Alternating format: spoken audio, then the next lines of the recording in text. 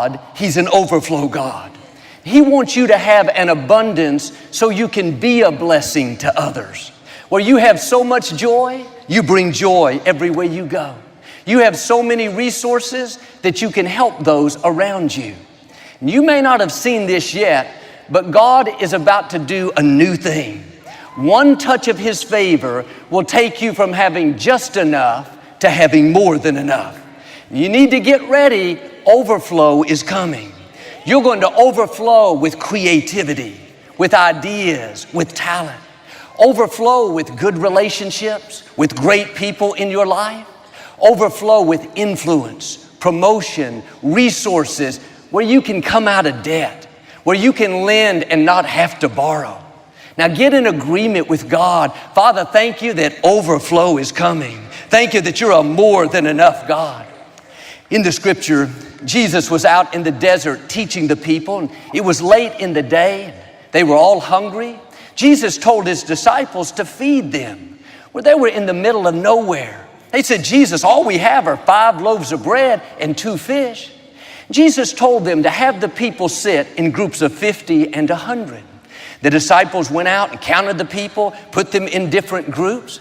There were 5,000 men there, plus the women and children. Jesus prayed over the food and it multiplied. As they served the people, the food kept coming. When it was all over, they had 12 baskets full of food left over. What's interesting is Jesus knew exactly how many people were there that day. He had the disciples take the time to count. He could have stopped the food from multiplying as soon as everyone was fed. After all, God is precise. He doesn't make mistakes. It's not like He miscalculated.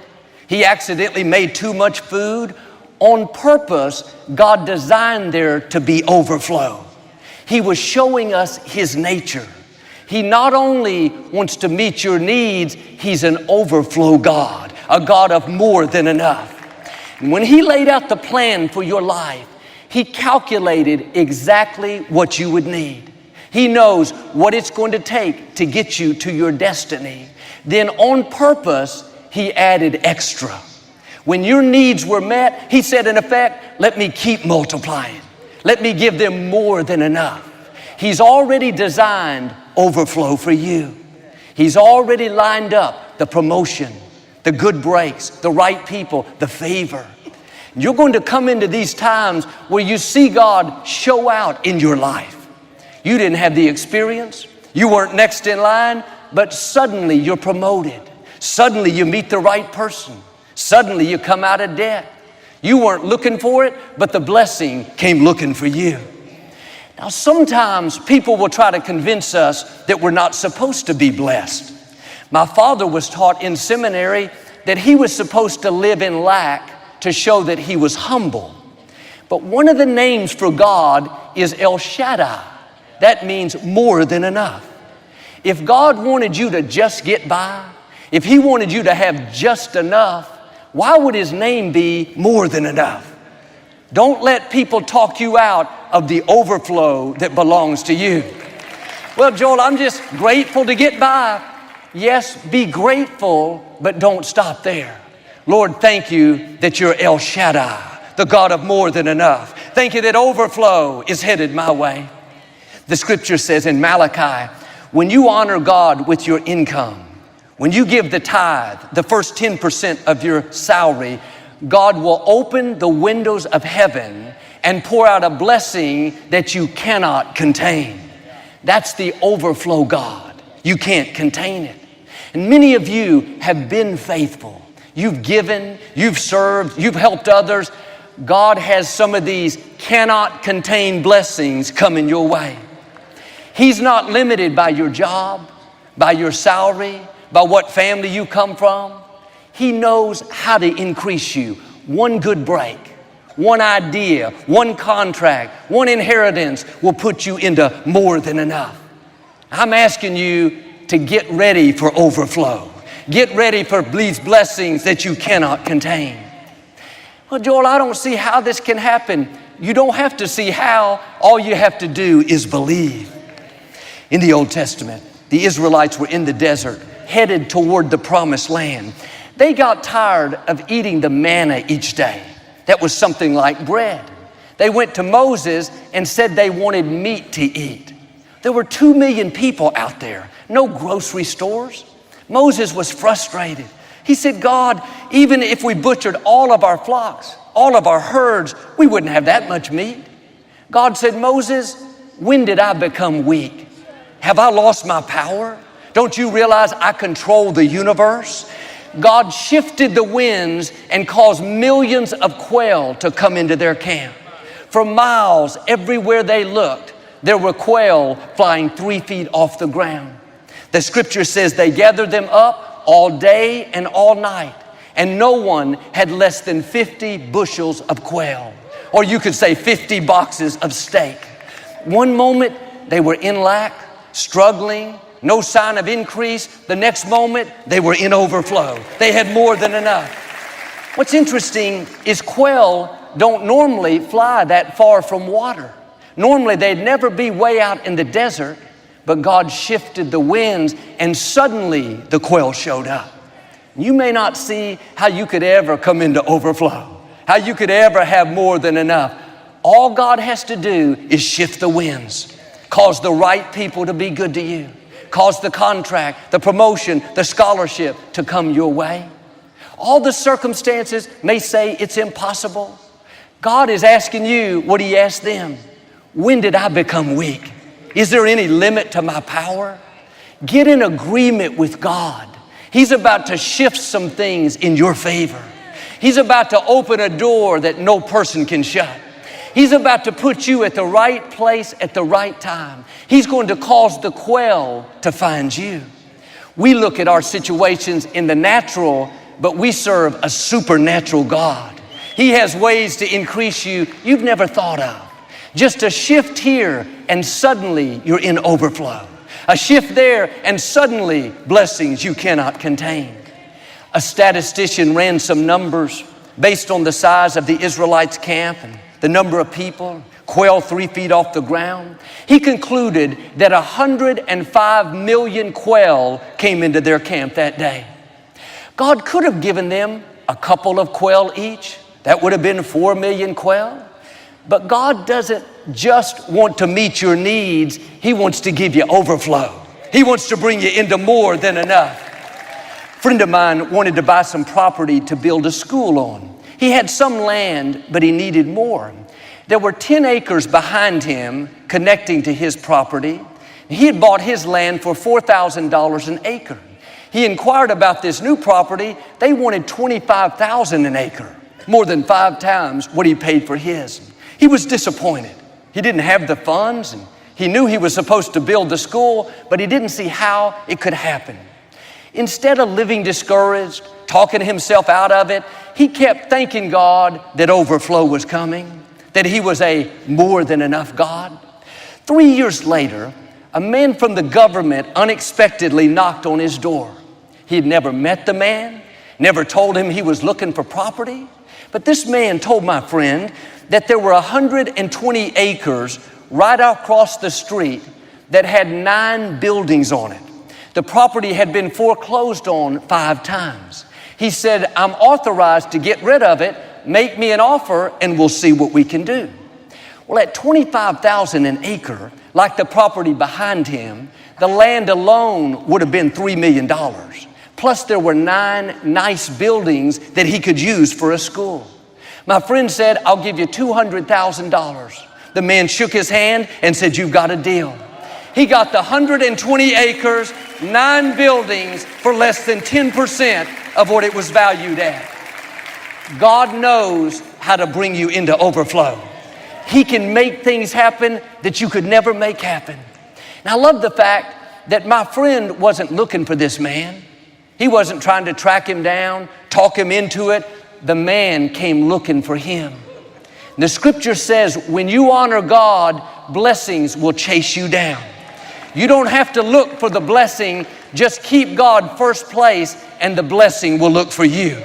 And I believe right now, promotion is looking for you. The right people are looking for you. The healing, the scholarship, the property, the business is looking for you.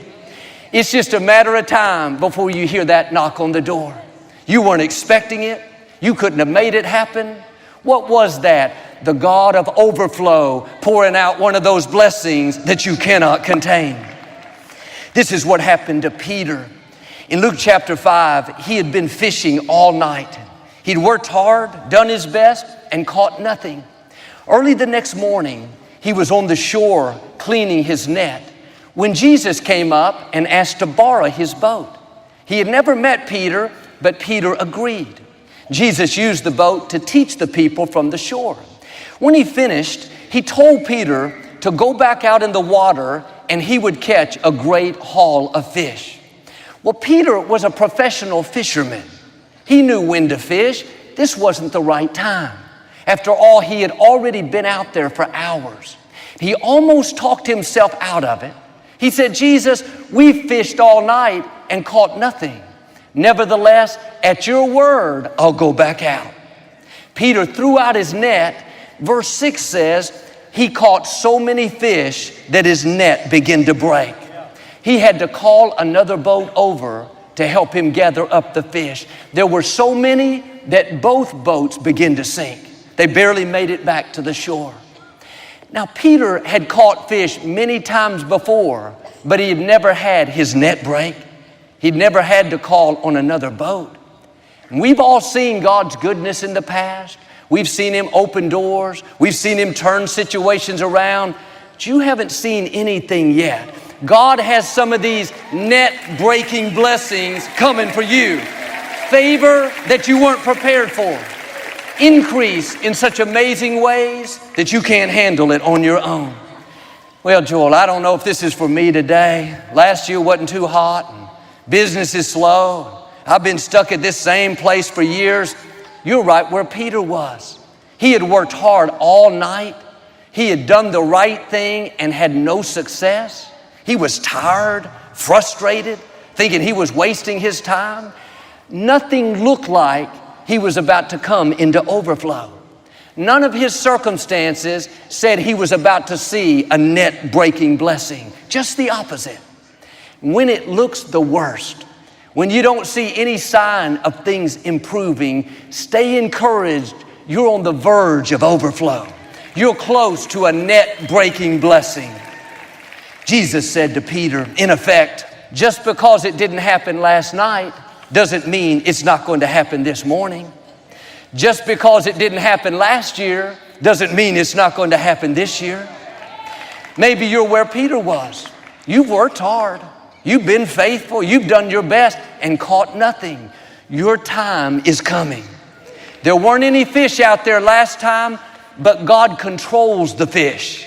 He knows how to cause the fish to find you. It's not too late. Business may be slow. The medical report doesn't look good. You're in prime position for overflow. God is saying, throw that net out one more time. Start believing again. Start dreaming again. Start taking steps of faith. You don't know what God is about to do. The reason it hasn't happened yet is it's much bigger than what you think.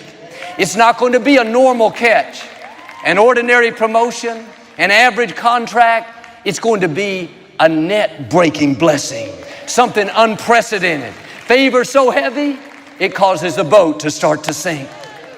The scripture says Peter was astonished at the amount of fish they caught. He was amazed, bewildered. He had never seen that size of catch. And God is going to do things in your life that astonish you. Doors open that you never dreamed would open.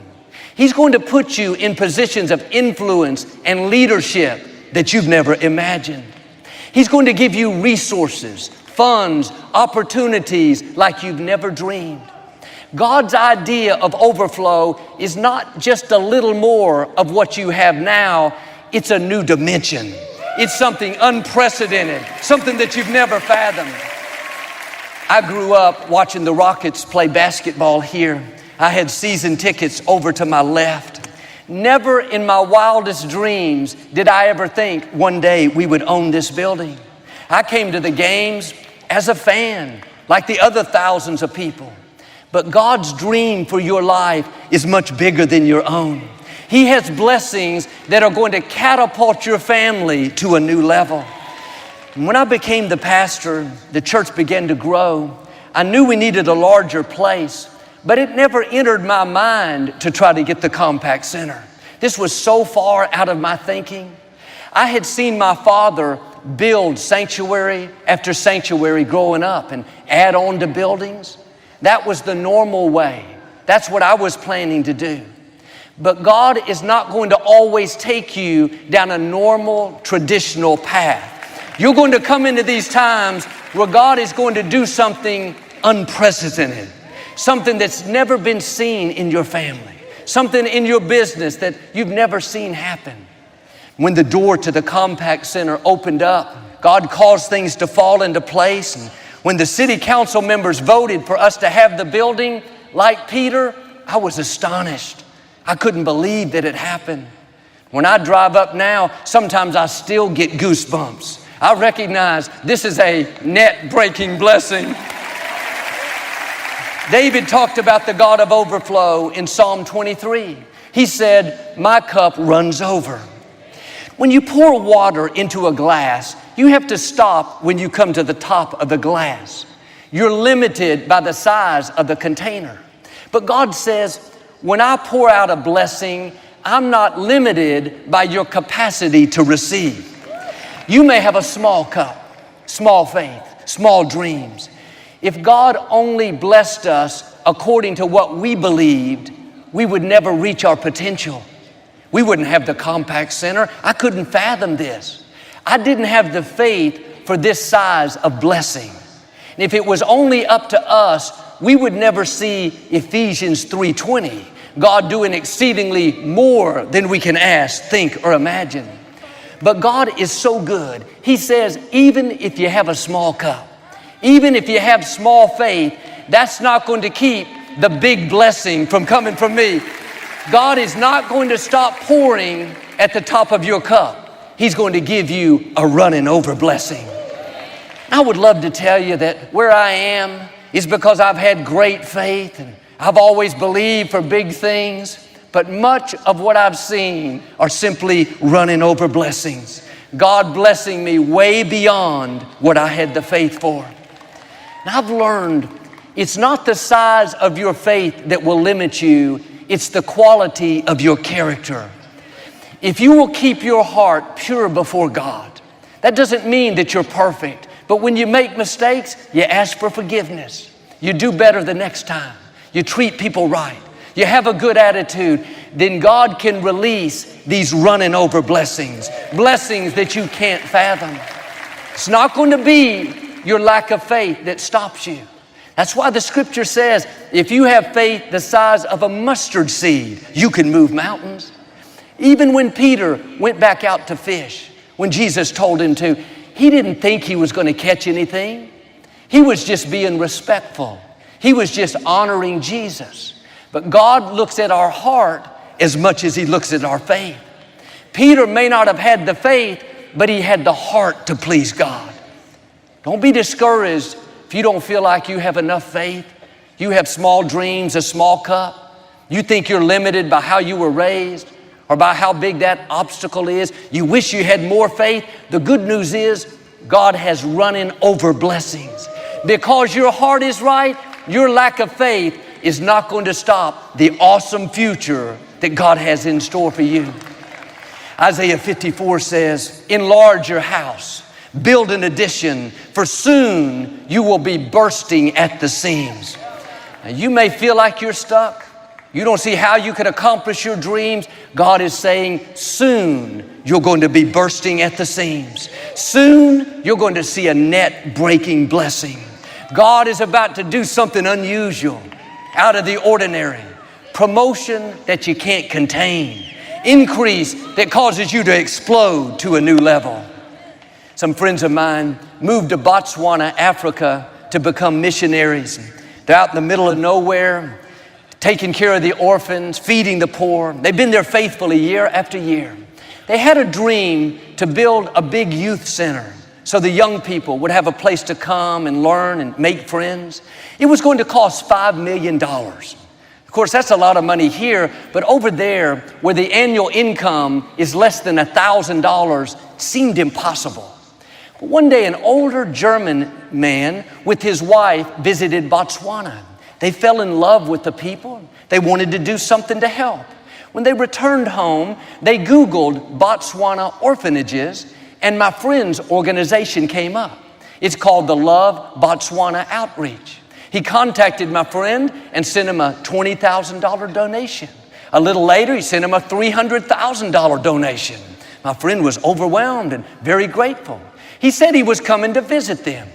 He and his wife stayed at this real nice safari resort about 15 miles from my friend's complex. One morning, my friend drove to the resort to pick them up.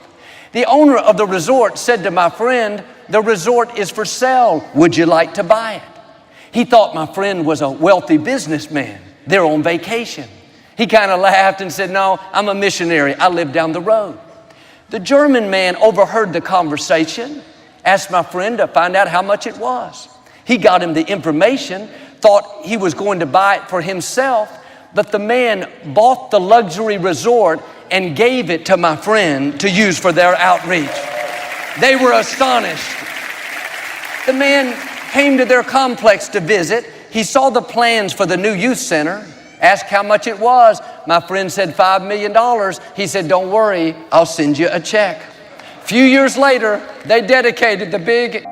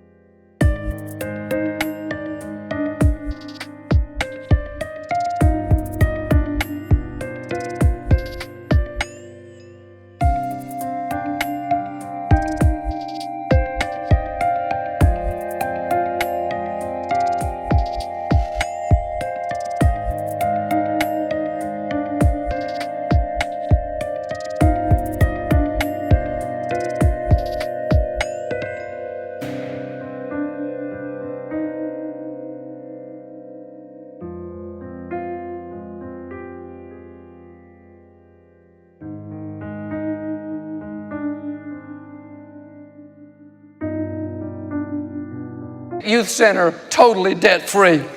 What was that? A net-breaking blessing, something that they didn't see coming. God knows how to get you into overflow. He had that one man come across their path.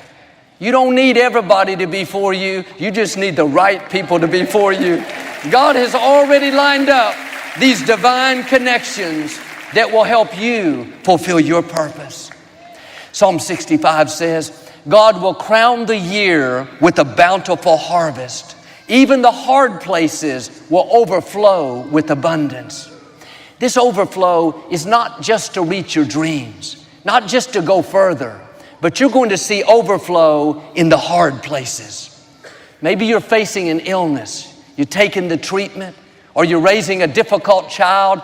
That is not going to defeat you. You're about to overflow with strength, overflow with healing, overflow with victory. Perhaps you're struggling with depression, anxiety, fear. That is not your destiny. You're about to overflow with joy, overflow with peace, overflow with favor. In the hard places, God promised you're going to overflow with abundance. That means you're not going to lack anything that you need. You're going to have plenty of grace, plenty of joy, plenty of favor. When my father went to be